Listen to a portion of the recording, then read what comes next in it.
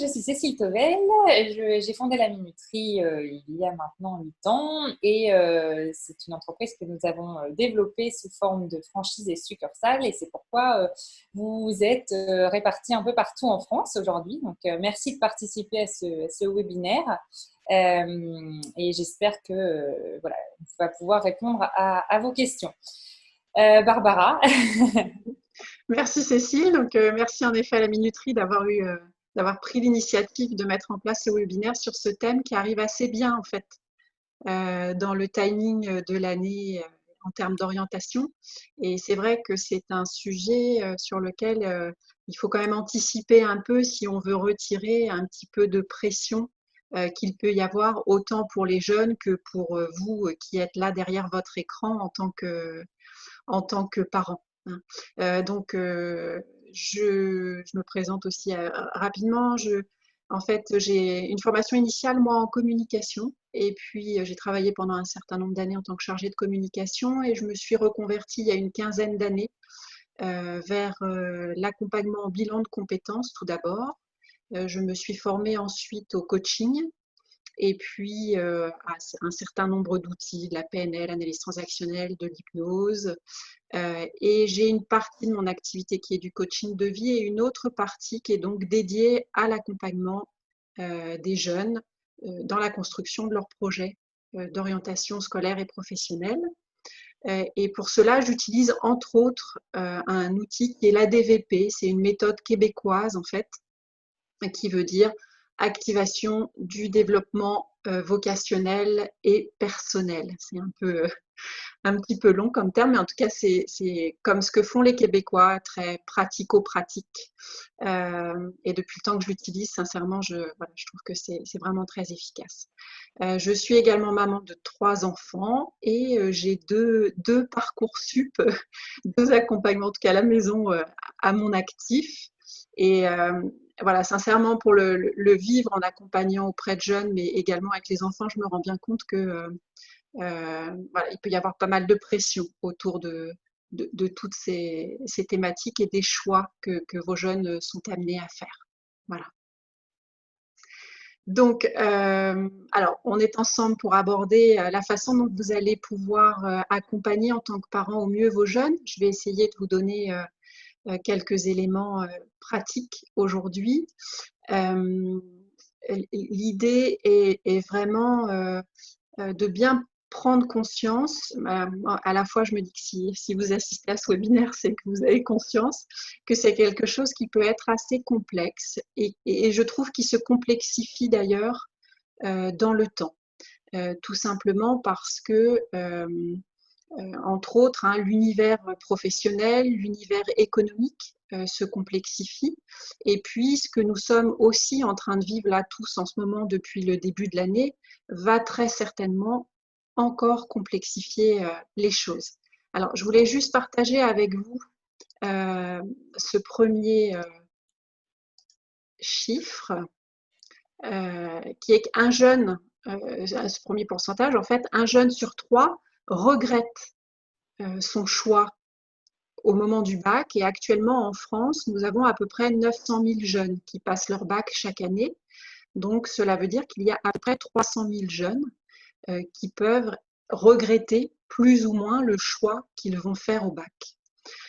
Ça peut s'expliquer entre autres parce qu'ils ne vont pas forcément avoir eu ce qu'ils ont indiqué comme vœu sur Parcoursup.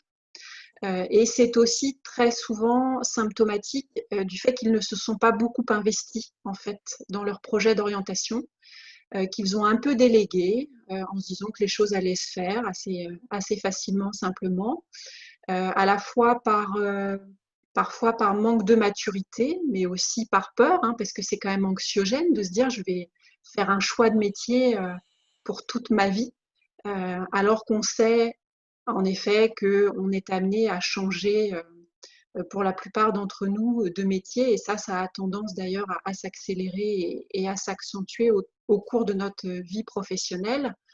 Et c'est peut-être votre cas d'ailleurs, ou en tout cas vous avez peut-être autour de vous des personnes qui n'exercent pas le métier pour lequel elles ont été formées. Hein. Alors vous pouvez très bien aussi tenir ce genre de propos à vos ados et à vos enfants pour essayer aussi de dédramatiser peut-être un petit peu ce sujet, en se disant qu'en effet, ce sont des choix importants, des premiers choix, mais que très certainement, les choses évolueront aussi dans le temps. Donc voilà, c'est quand même énorme, un jeune sur trois qui regrette son choix au bac. Voilà, ça laisse perplexe et je dirais qu'autant s'occuper de cette question-là quand même relativement en amont.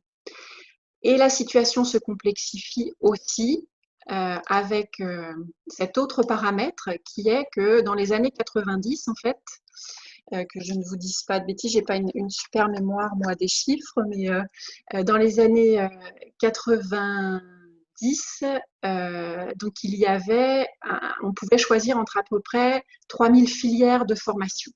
Et aujourd'hui, nous sommes donc avec 12 000 possibilités de formation pour, excusez-moi, j'ai fait juste une erreur de, voilà, j'ai retrouvé mon écran, désolée. 12 000 possibilités de formation qui s'offrent aux jeunes avec donc des offres qui augmentent, qui se développent chaque année. Vous pouvez peut-être le constater par exemple avec les écoles d'ingénieurs qui maintenant proposent presque toutes des prépas intégrés, les écoles de commerce qui offrent depuis quelques années des bachelors. Enfin, vraiment, l'offre s'étoffe, se diversifie. Il y a beaucoup de partenariats qui sont faits avec des écoles à l'étranger. Et tout ceci rend pour les parents et le jeune qui s'oriente, rend les choses encore plus compliquées. Alors, voilà. Après avoir dit tout ça, il est vrai qu'on n'est pas très très nombreux en règle générale à avoir une vocation. Et alors heureux sont ceux qui ont leur vocation parce que là pour le coup le parcours est quand même relativement simple. Mais voilà, une fois que j'ai posé ce cadre-là, voici comment vous, en tant que parent, vous pouvez aider et accompagner vos jeunes pour être un peu plus aux commandes en fait. Hein. C'est vraiment l'objectif parce que je suis convaincue qu'il n'a jamais été aussi important en fait qu'aujourd'hui, que vos jeunes apprennent à s'orienter hein, vraiment et deviennent autonomes dans la démarche. On essaie de faire de la prospective sur les métiers de demain, donc voilà, on arrive à identifier certaines tendances, mais pour autant, on n'est pas certain voilà, des métiers qui vont disparaître, d'autres qui réapparaissent. Donc plus votre jeune, lui, va à la fois se connaître et savoir comment se débrouiller dans cet univers, savoir se poser les bonnes questions, savoir où trouver l'information, plus vous allez le rendre autonome. Donc, un des premiers paramètres, c'est en connaissant et en s'appuyant sur les acteurs de l'orientation. Et donc, je vous propose qu'on les visite juste après. Et puis, le deuxième paramètre va être donc en adaptant votre aide selon la situation de votre jeune. Et là, donc, dans la préparation de ce webinaire avec Cécile, on a vraiment volontairement décidé de prendre 3 situations un peu caricaturales, c'est-à-dire le jeune qui ne sait pas ce qu'il veut faire, hein, qui est un peu perdu ou qui débute une réflexion assez tôt. Le jeune qui a déjà fait un bout de chemin et puis qui hésite entre 2 voies ou 3 voies, mais il y a déjà quand même voilà, des choses qui commencent à apparaître. Et puis le jeune qui, a priori, voilà, sait et les choses sont arrêtées. Et là, même à ce niveau-là, en fait, vous pouvez aussi l'aider à approfondir un peu les choses et à faire en sorte qu'il puisse avoir encore plus de chances d'être sélectionné dans véritablement ce qu'il veut comme orientation pour lui. Donc, dans un premier temps, je vous propose de regarder justement quels sont les acteurs de l'orientation. Et pour moi, le premier, c'est votre ado, c'est le jeune qui est en train de s'orienter. Voilà, c'est vraiment important qu'il s'implique et qu'il aille se rendre compte par lui-même de la réalité des formations, de la réalité du métier et qu'il ne s'arrête pas uniquement à ce qu'on va pouvoir venir lui raconter les uns les autres. Pour moi, il y a vraiment nécessité qu'il aille soit visiter une entreprise, rencontrer véritablement un professionnel, qu'il aille aux portes ouvertes, qu'il s'implique en fait. Alors je sais que certains peuvent avoir peur justement des réponses et des informations qu'ils vont récupérer et du coup traîner un petit peu des pieds pour s'impliquer. Mais enfin, pour moi, c'est vraiment un élément très important et crucial en termes de réussite, en fait. Hein, parce que sinon, après, on se retrouve avec, et voilà, ça m'est déjà arrivé d'intervenir, entre autres, dans un DUT et de rencontrer des jeunes qui avaient fait, par exemple, une première année d'un DUT et en fin de compte, ça ne leur a pas plu. Donc l'année d'après, ils ont changé. Et puis là, moi, je les voyais sur la deuxième année et aussi déçus en se disant, bah non, c'était pas vraiment ce que j'avais imaginé. Alors, vous imaginez, en effet, à cet âge-là, en fait, ils ne peuvent qu'imaginer les métiers parce qu'ils ont la connaissance, normalement, voilà, dans le meilleur des cas, des métiers de leur environnement très proche, hein, des parents, éventuellement les parents des amis, et puis tous les métiers qu'ils peuvent expérimenter avec lesquels ils sont en contact, le médecin, l'enseignant, tous les commerçants. Voilà, tous les métiers qu'ils peuvent, eux, apercevoir en fait dans leur vie quotidienne. Mais c'est normal que pour tout le reste, ils ne puissent qu'imaginer. Et donc, l'objectif est vraiment qu'ils aillent se rendre compte et qu'ils aient une idée plus précise en fait de ce qu'est au quotidien tel ou tel métier. Donc, le deuxième acteur pour moi, ce sont les parents, hein, qui, alors là, pour le coup, c'est vraiment une posture subtile parce que vous avez un peu un rôle de chef d'orchestre, c'est-à-dire que il faut à la fois que vous soyez présent et en même temps que vous laissiez votre jeune aussi faire ses choix au final, parce que si on impose euh, un jeune une orientation, voilà, en termes de motivation, après, c'est quand même un peu compliqué. Alors parfois ça marche et ils peuvent aimer ce vers quoi vous les avez orientés, puis parfois ils n'aiment pas du tout et là pour le coup ça peut être très rapidement voué à l'échec. Et de toute façon, il n'est pas rare aussi, moi pour avoir accompagné des adultes en bilan de compétences, on retrouve en fait plus tard dans la carrière professionnelle des personnes qui reviennent avec l'idée initiale qu'ils n'ont pas pu réaliser. Voilà, alors après ça fait des parcours très très riches, mais bon, des fois, je me dis que c'est peut-être un petit peu dommage de ne pas leur faire plus confiance et les écouter un peu plus. Donc, en tant que parent, vous allez devoir en effet à la fois être présent, à l'écoute, recadrer, stimuler, motiver, mettre en lien, parce qu'à ces âges-là, c'est pas simple d'aller au-devant de l'adulte, d'aller au-devant de professionnels auprès desquels on peut enquêter. Et je sais qu'il y a beaucoup, beaucoup de résistance. Donc voilà, là vous pouvez avoir un rôle vraiment important. Et si jamais la communication est difficile avec justement votre enfant, on va voir par la suite qu'il y a d'autres acteurs sur lesquels vous pouvez vous appuyer et auprès desquels vous pouvez en fait déléguer un peu ce rôle-là.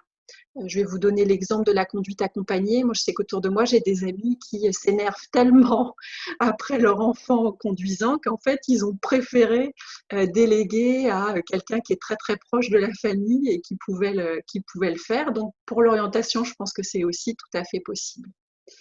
Alors, parmi les autres acteurs, il y a donc les professeurs. Hein. Vous avez le professeur principal, en l'occurrence à partir du collège, qui est censé donc accompagner chacune de ces classes et chacun des élèves avec des entretiens individuels. Et puis, ça va crescendo au fur et à mesure qu'on avance dans le parcours. Moi, j'aime beaucoup aussi dans mes accompagnements, en fait, inviter les jeunes à aller échanger avec les enseignants, entre autres sur les matières dont ils vont avoir besoin ensuite en post-bac, sur des choix de prépa, par exemple. Les enseignants, en général, ont l'historique. Ils savent qui, des années précédentes, est allé dans quelle prépa, avec quel niveau. Et donc, ça peut être très, très intéressant d'aller justement valider tout cela auprès du professeur. Alors après, vous imaginez bien que quand ils ont une classe de 35-37 jeunes, quand on arrive au niveau terminal et avec la préparation de Parcoursup, le professeur principal regarde essentiellement si le jeune a bien mis des vœux, a bien respecté les échéances et les dates. En revanche, sur le fond du projet en tant que tel, voilà, ils n'ont pas véritablement le temps d'approfondir la question et d'accompagner votre jeune à ce niveau-là. Ensuite, vous avez les conseillers d'orientation. Donc, ce sont des conseillers d'orientation psychologues que vous allez pouvoir trouver dans les établissements publics et en CIO, dans les centres d'information et d'orientation qui se trouvent dans toutes les grandes villes. En général, les conseillers d'orientation sont sur plusieurs établissements et ils font surtout beaucoup de sensibilisation. Ils vont présenter toutes les grandes filières. Ils sont vraiment très au courant de toute l'offre de formation. Ils sont rectorat, ils sont éducation nationale. Donc, c'est eux, en fait, qui créent aussi l'offre de formation. Ce sont des conseillers d'orientation aussi qui travaillent, par exemple, à l'ONICEP. Donc, je dirais que quand le jeune a vraiment un projet qui est bien abouti, c'est très intéressant d'aller à la rencontre d'un conseiller d'orientation en CIO pour bien balayer le fait qu'il a identifié toutes les formations qui pourraient concerner en fait son projet professionnel. Ensuite, les conseillers d'orientation aussi sur rendez-vous peuvent faire des entretiens et des accompagnements. Alors en établissement scolaire aussi, quand voilà, il y a je ne sais combien d'élèves, ils ne peuvent pas accompagner individuellement chacun des jeunes par manque tout simplement de temps. Donc, vous aurez peut-être plus de facilité de les rencontrer dans les CIO que dans les établissements où ils vont plutôt se consacrer en fait aux cas un peu difficiles en fait pour les jeunes où c'est un petit peu plus compliqué. Les coachs, donc ça pour le coup c'est ma posture à moi, c'est la façon dont moi j'accompagne. Donc on vient à la limite presque bien en amont. On est là pour faire en sorte que le jeune apprenne à bien se connaître en tant que personne, en tant qu'étudiant, en tant que futur professionnel, qu'il se pose les bonnes questions sur ce qui a du sens pour lui, ce qui l'intéresse, ce qui le motive. Et puis ensuite, on va chercher dans les métiers où est-ce qu'on peut trouver tous ces petits ingrédients-là, tout ce qu'il va pouvoir verbaliser, formaliser.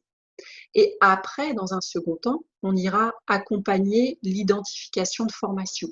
En revanche, en tout cas pour ma part, moi, par exemple, je ne fais pas de conseils sur les formations et en disant, voilà, il faut absolument que tu fasses cette école et je te garantis que tu pourras y accéder. Voilà, moi, je m'arrête avant parce que voilà, je trouve que ça ne serait pas professionnel que d'aller jusqu'à ce stade-là.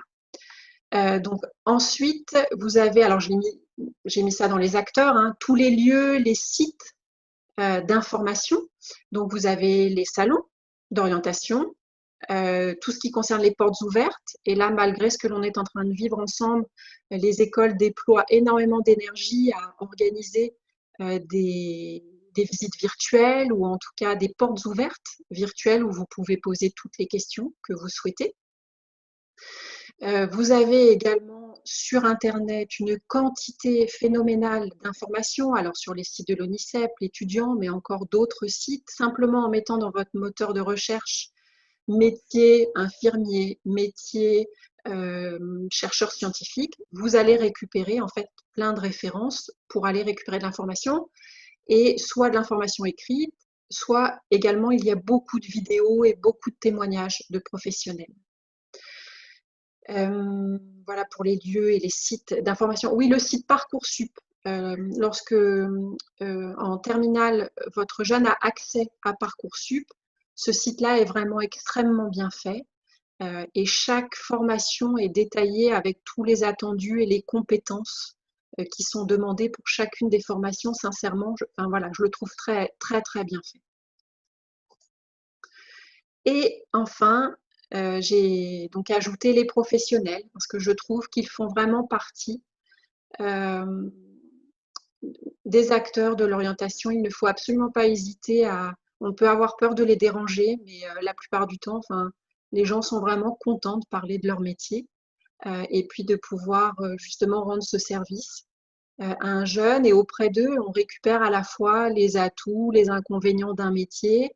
On peut récupérer plein de petites pépites, plein d'astuces, plein de mises en vigilance par rapport à des écueils que l'on pourrait avoir dans les parcours. Et ça rend aussi, pour le coup, le métier bien plus concret, parce que moi, je vois par exemple, je n'ai pas exercé tous les métiers, donc je n'en ai qu'une représentation, au même titre que vous, au même titre que les professeurs, les conseillers d'orientation. Et donc, c'est vraiment important de les mettre dans cette boucle. Voilà. Alors, donc ensuite, je vous propose de passer à la seconde partie, hein, qui sont ces 3 situations fréquentes. Et on vous a préparé un petit sondage.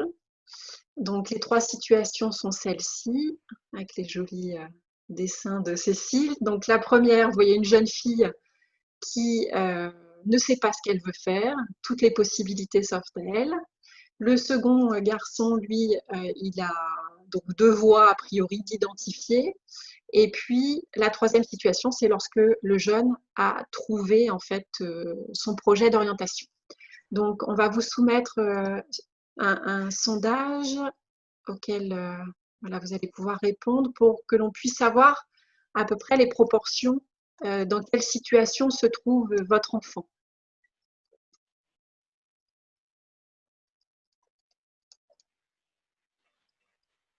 Intéressant. Du coup, la majorité est quand même sur un chemin. Il ne sait pas ce Je qu'il sais veut pas. faire. Ouais. D'où votre présence peut-être aujourd'hui. Et puis, on a 3 personnes qui vont être une personne entre 2 voies et puis une autre, enfin 2 autres personnes dont l'enfant ne sait pas. Ah, alors il y a Fabien. Une nouvelle personne qui C'est bon? arrive. Ouais. Bienvenue.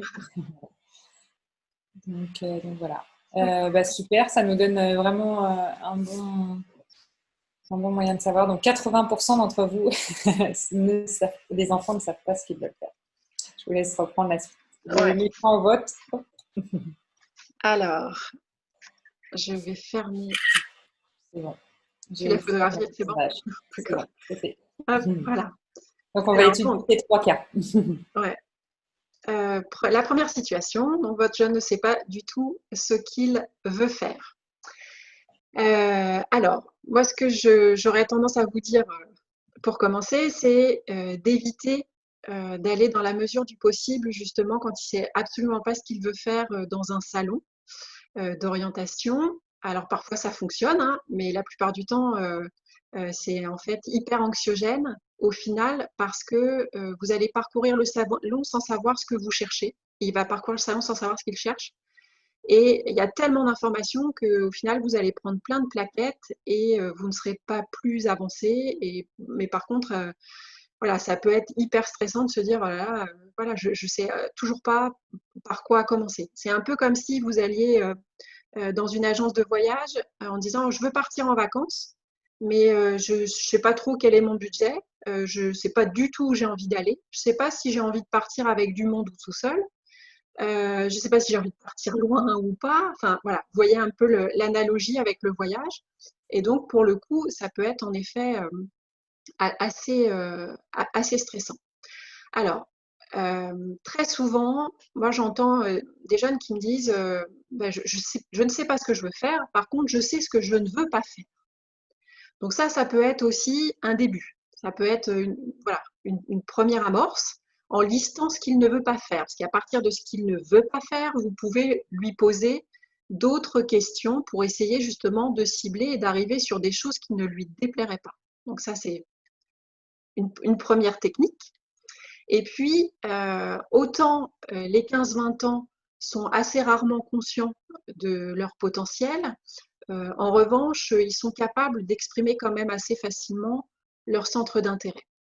Donc là, voilà, si c'est assez facile d'échanger avec et s'il est partant dans cette démarche, ce que je vous invite à faire, c'est des petites sessions d'une heure et demie, vous voyez, quand il commence à saturer, où vous vous mettez tranquillement à une table et vous allez, je vous ai listé un certain nombre de questions à poser et puis des thèmes que vous pouvez aller investiguer. comme par exemple ses qualités.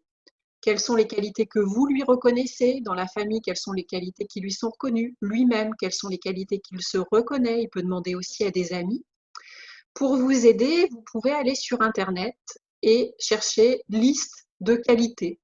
Vous imprimez la liste et puis avec un stabilo, vous l'invitez à cocher là où il se retrouve. Et l'idée est quand même de rajouter un exemple et d'illustrer avec une situation concrète dans laquelle il va mettre en œuvre cette qualité. Vous pouvez faire la même chose avec les valeurs. Pareil, sur Internet, vous allez trouver aussi des listes de valeurs. Les valeurs, c'est ce qui nous met, en règle générale, en mouvement ou pas. Et c'est très important d'avoir un métier avec lequel on partage des valeurs, une entreprise avec laquelle on partage des valeurs. Ses talents naturels, hein, même s'il a 12 ans, 15 ans, 18 ans, il en a très certainement. Donc, ce qu'il se reconnaît lui-même et ce que vous lui reconnaissez. Est-ce qu'il a envie de faire des études courtes, des études longues? Est-ce qu'il est plutôt scientifique, littéraire, technique? Est-ce qu'il a envie d'utiliser les langues, de partir étudier à l'étranger, que l'international ait une place dans sa carrière professionnelle? Est-ce qu'il veut travailler en équipe, seul? Est-ce qu'il a envie de manager, par exemple, du monde? Est-ce qu'il a envie de transmettre à un moment donné? Voilà, autant de questions. Après, je pense que vous avez déjà vous-même eu peut-être être passé par soit un bilan de compétences ou en tout cas des entretiens d'embauche, des entretiens d'évaluation. Donc, je pense que vous allez aussi avoir très certainement des idées de questions pour approfondir en tout cas les pistes que je vous donne là. Quelles sont ces activités extrascolaires? Ça peut être aussi très, très important parce que il y a plein de choses hein, derrière les activités que l'on fait, plein de traits de caractère, des valeurs aussi qui sont présentes et des compétences qui commencent à pointer le bout de leur nez. Vous pouvez lui poser la question, et si tout était possible, que ferait-il hein? Imaginons qu'il soit excellent à l'école et qu'il ait toutes les possibilités devant lui. Quels sont les grands secteurs d'activités qui lui plaisent? Donc là, je vous invite aussi à aller faire un petit tour sur l'ONICEP. Les secteurs sont répertoriés, donc ça peut être déjà une première approche. Et puis, il y a aussi donc une présentation qui est faite par secteur. Des métiers sont associés au secteur, donc ça peut être un deuxième niveau, donc toujours avec votre feuille sur laquelle vous allez noter et le stabilo pour essayer d'identifier et de commencer à avoir des pistes pour pouvoir approfondir ensuite et aller regarder les informations, enquêter sur Internet, regarder des vidéos et puis qu'il se pose la question, qu'il soit acteur aussi dans ces recherches-là. Mais c'est tout simple, hein, qu'il prenne une feuille avec les plus et les moins et quand il se renseigne sur un métier, qu'est-ce que j'aime, qu'est-ce que je n'aime pas au moment de son enquête métier.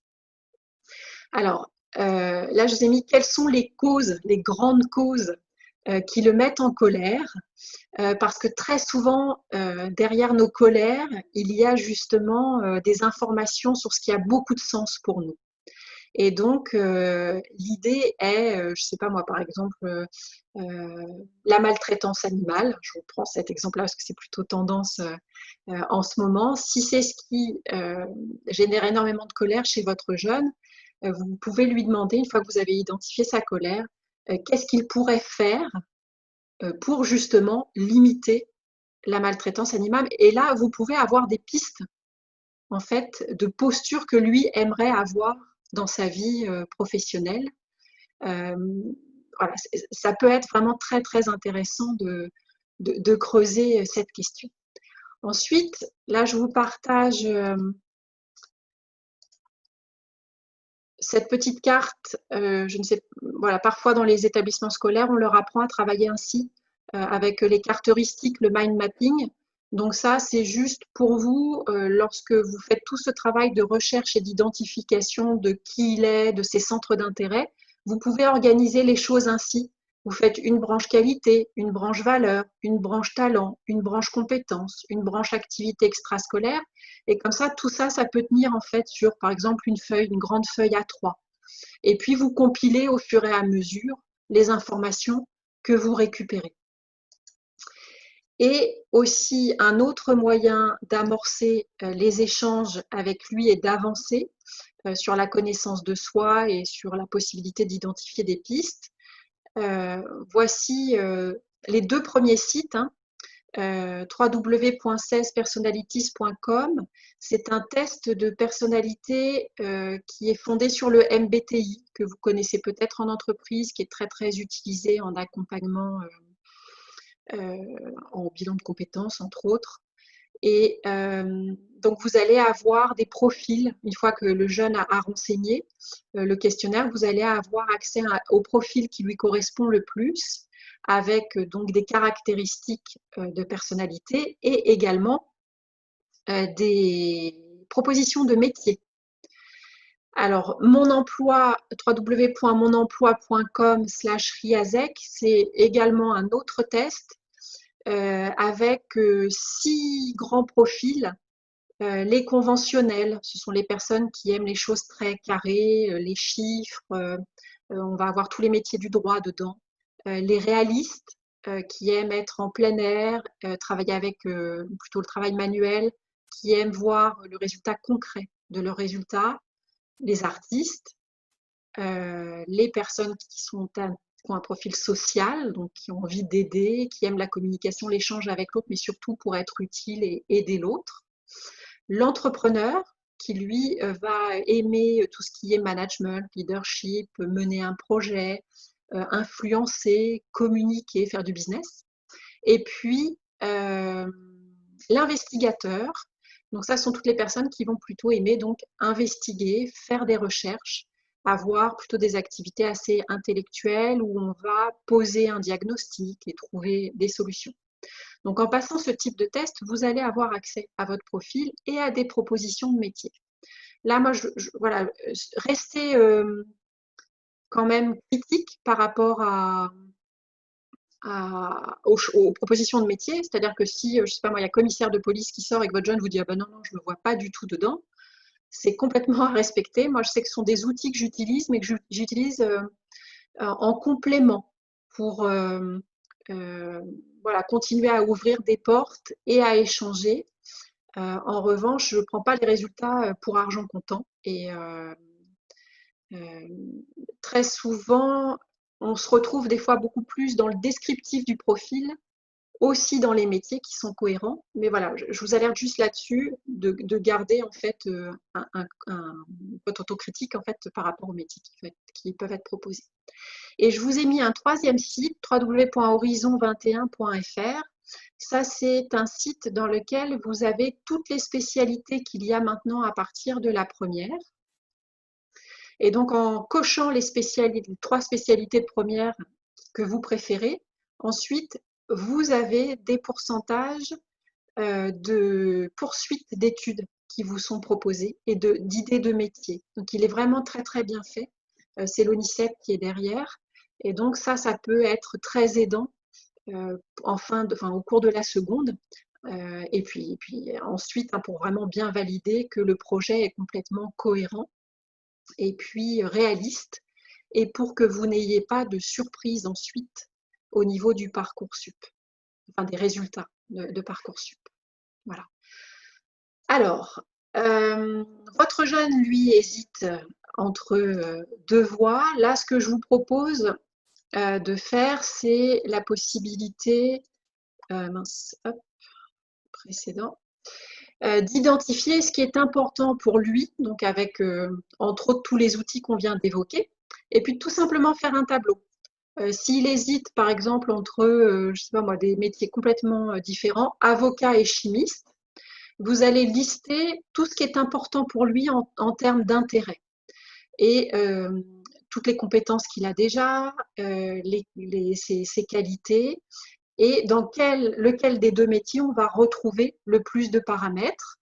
Et voilà, ça lui permettra peut-être de faire le choix entre les 2.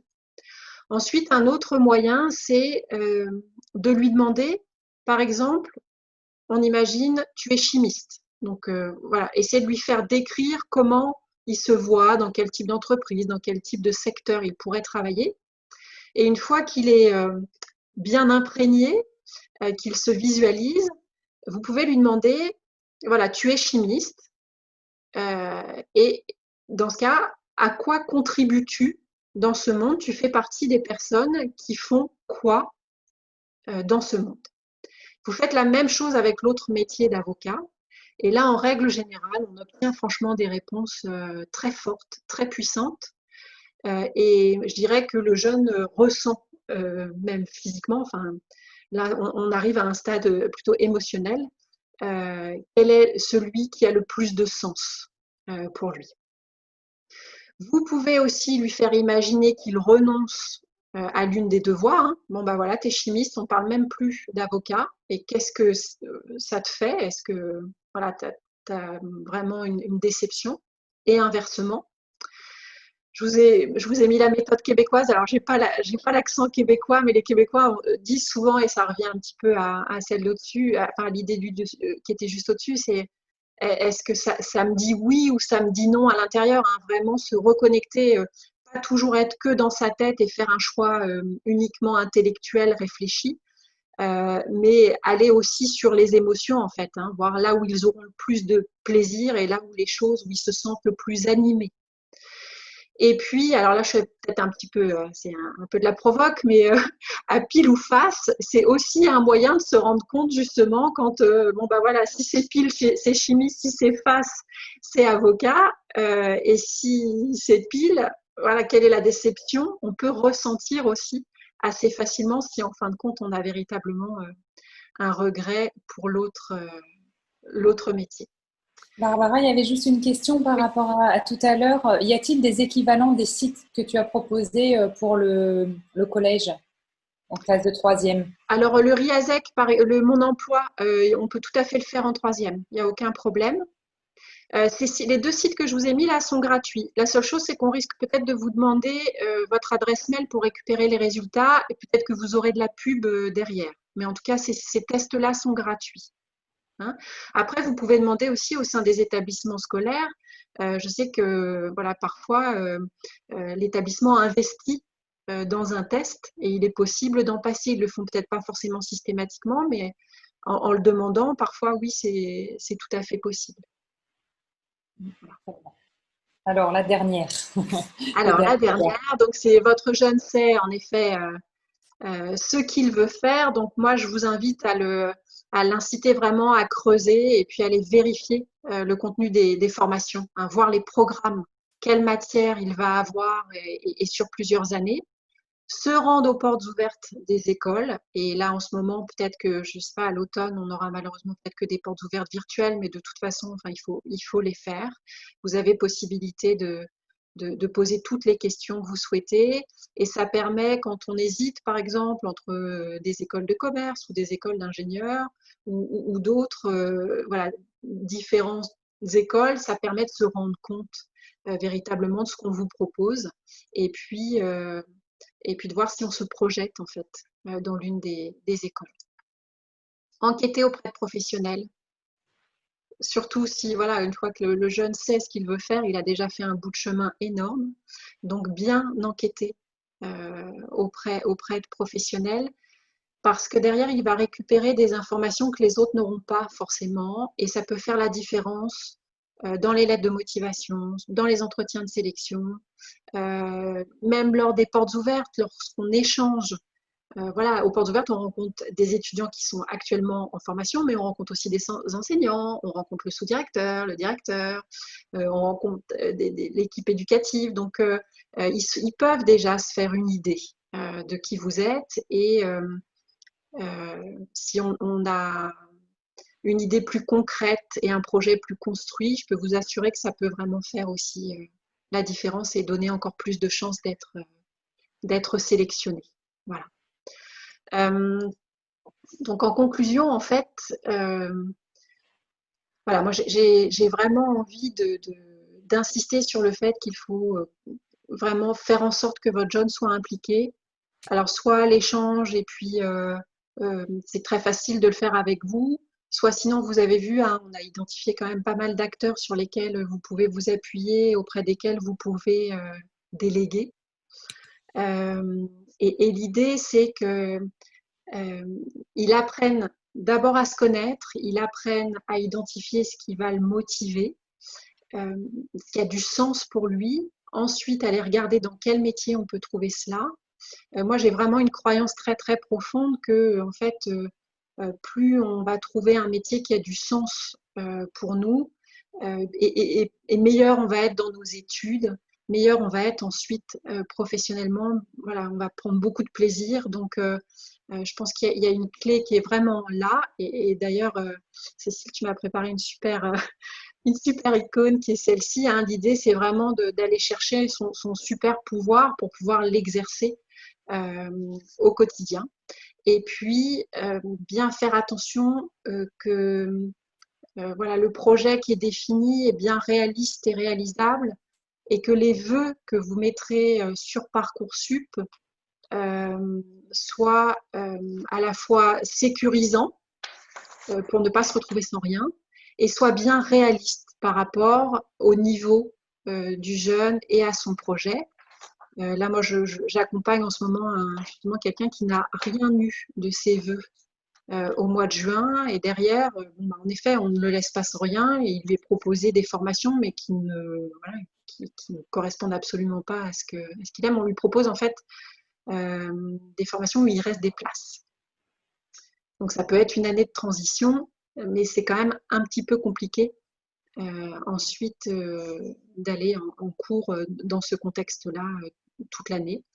Donc voilà, à la fois trouver son son super pouvoir, et en même temps bien sécuriser en fait tout le parcours. Voilà ce que j'avais à partager avec vous. Super, merci beaucoup Barbara. Du coup, il est déjà 13h45, donc j'imagine que certains d'entre vous vont devoir repartir. Ce que je vous propose, c'est quand même qu'on échange pour ceux qui peuvent rester pendant 5 minutes. Merci pour le petit message très gentil pour ceux qui remercient justement Barbara. Il y avait une petite question, alors j'ai pas le prénom, Vélène. Du coup, oui, mais comment savoir si c'est la bonne voie? Est-ce que vous pouvez préciser la question par rapport à ce qui a été dit? Quel était vraiment le questionnement? Et puis, si d'autres personnes ont des questions, n'hésitez pas. On va voir si vous pouvez interagir. Je peux débloquer les micros, ou vous pouvez le débloquer vous-même s'il y a des questions qui sont plus faciles à exprimer à l'oral que par écrit. Hein. Je sais que c'est un sujet où c'est pas forcément… Je lance peut-être aussi le sondage. Oui, avant que vous partiez, on a un petit sondage en parallèle. Donc, si vous pouvez répondre, et puis si vous avez des questions, n'hésitez pas à les mettre soit dans le chat, soit à débloquer le micro, puisque vous n'êtes pas très nombreux. Donc, on peut en profiter pour poser vos questions à Barbara. Voilà. Alors, j'ai une question. Un enfant qui a vraiment des facultés, mais qui ne souhaite pas en faire son métier, quel conseil peut-on lui donner? Alors, il pourra peut-être les utiliser dans une sphère privée. Voilà, alors, je ne sais pas si pour le coup je réponds à la question. Voilà, quel type de faculté? Je sais pas, est-ce que vous pouvez être un petit peu plus précise? Oui, peut-être en attendant, soit vous pouvez décrocher le micro, sinon il y avait la personne qui posait tout à l'heure par rapport à la question il a choisi sa voie, il veut travailler dans l'automobile en tant qu'ingénieur, mais a-t-il les compétences et le niveau pour y arriver? Voilà, madame. Ouais. Donc, en fait, par rapport à ça, là pour le coup, il faut vraiment, voilà, moi j'ai pas d'informations sur son niveau scolaire, mais c'est à prendre en charge. Il est en seconde. Et je dirais que dès la seconde, là, ça peut être très intéressant avec lui justement d'aller identifier ce dont il a besoin en école d'ingénieur, quel type de notes. Ça peut le motiver énormément. Il est très fréquent d'entendre un jeune qui va dire, par exemple, l'année dernière, j'étais bon en anglais, mais cette année, la prof voilà, ne me plaît pas, et du coup, ils se désinvestissent totalement. Si là, son projet est l'automobile, l'ingénierie en plus, en automobile, ce serait très intéressant de le mettre déjà en chemin sur quels sont les attendus pour qu'il puisse lui fournir aussi le travail nécessaire en face. Il peut y avoir des miracles à ce niveau-là. Ils peuvent se mettre d'un seul coup à travailler dans certaines dans certaines matières. Et puis, voilà, il y a le niveau ingénieur, mais il y a des niveaux aussi de technicien dans cet univers-là. Donc, après, je pense que tout est possible.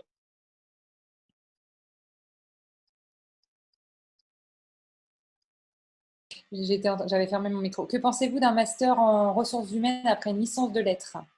Et merci, pas de problème hein, pour nous quitter, on dépasse le temps, donc ceux qui doivent partir, n'hésitez pas, mais on reste pour répondre aux questions de ceux qui ont encore quelques minutes. Voilà, donc du coup, Barbara, pour cette question.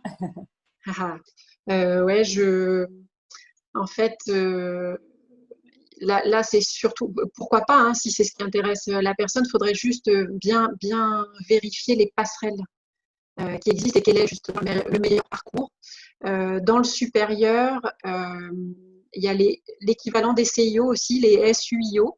Hein. Je dirais que là, apparemment, le projet du jeune, ça serait plutôt de s'orienter vers tout ce qui est ressources humaines. Donc, l'idée, c'est plutôt d'aller vérifier quels sont les parcours et les passerelles qui vont être les plus efficaces pour atteindre cet objectif-là.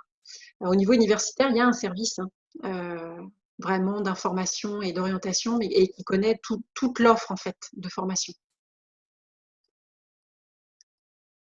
Comment savoir comment la sélection sera faite? Oui, voilà, c'est ça. Je peux vous relire. Je peux te relire. Comment savoir comment la sélection sera faite avec la nouvelle réforme du bac dans Parcoursup? Est-ce que tu as besoin de Alors là, ouais, ce sont plutôt, en fait, c'est le supérieur aussi hein, qui donne ces critères au final. Hein. Alors, ça reste assez flou tout ça parce que je me rends compte là, moi, pour d'ailleurs des dossiers un peu équivalents, les filles peuvent être très favorisées dans les écoles d'ingénieurs. Il n'y a pas assez de filles. Donc, sur des dossiers équivalents garçons-filles en termes de notes, donc il y a quand même des paramètres qui nous échappent un peu dans la sélection qui est faite. Mais là, je dirais que c'est en fait le supérieur qui va aller sectionner et piocher. On va quand même de plus en plus vers un besoin de mixer et vers la complémentarité des profils dans les écoles ensuite. On a une autre question sur connaissez-vous le BTS profession immobilière? Est-il trop fermé? Est-il mieux d'aller vers un BTS commercial? Donc là, c'est plus les voies fermées, voies très précises ou voies plus ouvertes. Qu'est-ce qu'il vaut mieux choisir finalement?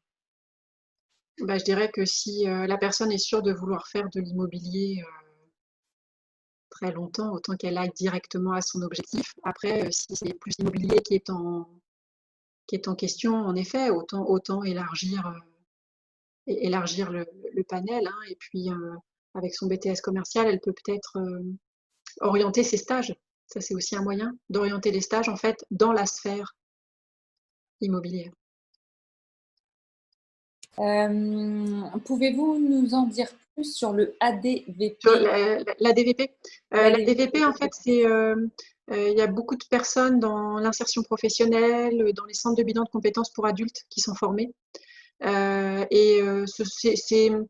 je dirais, à la fois une philosophie. L'idée, c'est en fait de partir de quelque chose de très très large, une sorte de méthode un peu entonnoir, où on part de ce qu'est le jeune ou la personne dans sa globalité, dans ce qu'il a défini, et puis on l'amène à faire des choix au fur et à mesure, et pour finir par avoir un projet final. Et donc, au-delà, dans la méthode, il y a plein d'outils. Entre autres, moi, j'en utilise un. J'ai toute une banque de métiers sur des petits papiers et que vous pouvez constituer chez vous. Hein. Et je fais manipuler en fait les papiers pour que les jeunes choisissent les métiers qui les intéressent. Et puis ensuite, ils les mettent par sous-groupe en fonction des intérêts qu'ils trouvent au propre métier. Ce qui est intéressant, c'est qu'on a la représentation vraiment du jeune. Voilà, donc c'est un ensemble d'outils en fait. Du coup, après, il y a des commentaires de personnes qui vont justement le montrer à leurs enfants parce que ils voudraient pouvoir regarder le replay avec leurs enfants. Oui. Donc, super, ça sera utile. Notamment, je pense à la partie il ne sait pas du tout quoi faire, le questionnement que tu as fait, Barbara.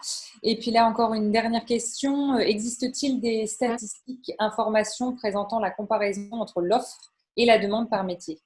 Alors là, il faut, je dirais que au niveau de, au niveau scolaire, c'est pas là où on va trouver, hein. Là, pour le coup, euh, il faut aller regarder plus sur des outils en termes de recherche d'emploi et presque même aller, par exemple, sur le site de Pôle emploi, de l'APEC, sur des sites comme ça de recrutement pour voir s'il y a beaucoup de postes qui sont à pourvoir dans chacune des filières. Après, ça varie aussi en fonction. Alors, l'avantage de ces outils-là, c'est qu'on peut faire des recherches nationales, tout comme on peut faire une recherche par région. Après, c'est vrai que il peut y avoir des tensions dans un métier aujourd'hui et ça va pouvoir évoluer dans 5 ans, dans 10 ans. On ne sait pas. Le monde est en train aussi de tellement changer en ce moment. Euh, une chose est sûre, c'est que si on continue à utiliser beaucoup tout ce qui est intelligence artificielle, il y a inévitablement des métiers qui vont être amenés à disparaître, là où l'homme peut être remplacé par un robot. Je dirais qu'à partir du moment où il y a toute une sphère plus peut-être de créativité, une sphère émotionnelle qui entre en jeu, c'est clair que là, pour le coup, l'humain va être moins menacé, hein. Mais toutes les activités qui peuvent être très récurrentes, très redondantes, là, elles peuvent être voilà, ça peut être une question à se poser aussi. Est-ce que le métier que je choisis peut être menacé par l'intelligence artificielle? Et en effet, pour le coup, ça peut réduire le nombre de postes. Et à la fois, je pense qu'il y a des métiers qui vont se réinventer, hein, de toute façon. Tout à fait. J'ai l'impression qu'il n'y a plus de questions. Alors, j'imagine que vous en avez encore et puis maintenant, il va falloir mettre en pratique tous les conseils de Barbara. On avait donc là le questionnaire, voilà, ça vous a été transmis. Et juste un petit mot pour vous dire que du coup, concernant l'orientation, on aura grâce à Barbara un autre webinaire. Alors le 4 février, c'est pas encore tout de suite, mais sur comment accompagner la réussite scolaire de mon enfant. Et je pense que si vous avez participé aujourd'hui à cette réunion, ça pourra vous intéresser. De toute façon, il y aura des rappels dans nos newsletters, mais voilà, du coup, et puis le prochain webinaire sera début novembre, je n'ai plus la date en tête exactement, sur la gestion des émotions avec notre sophrologue. Voilà, donc voici les 2 webinaires déjà programmés, puis on en aura un autre prochainement avec un avocat sur les permis de conduire, voilà, les récupérations de points, tout ça. Un autre sujet qui n'a rien à voir, mais voilà, du coup, on essaye de balayer plein de sujets qui peuvent être des sujets qui vous pèsent ou qui vous intéressent au quotidien. Voilà. Barbara, merci pour les petits mots gentils hein, dans le chat, merci énormément. Ouais. Un mot de conclusion, voilà. Oui, encore merci hein, pour cette initiative parce que je pense qu'en effet c'est très très utile de pouvoir, je dirais, équiper entre guillemets un petit peu plus les parents par rapport à ce thème qui est très important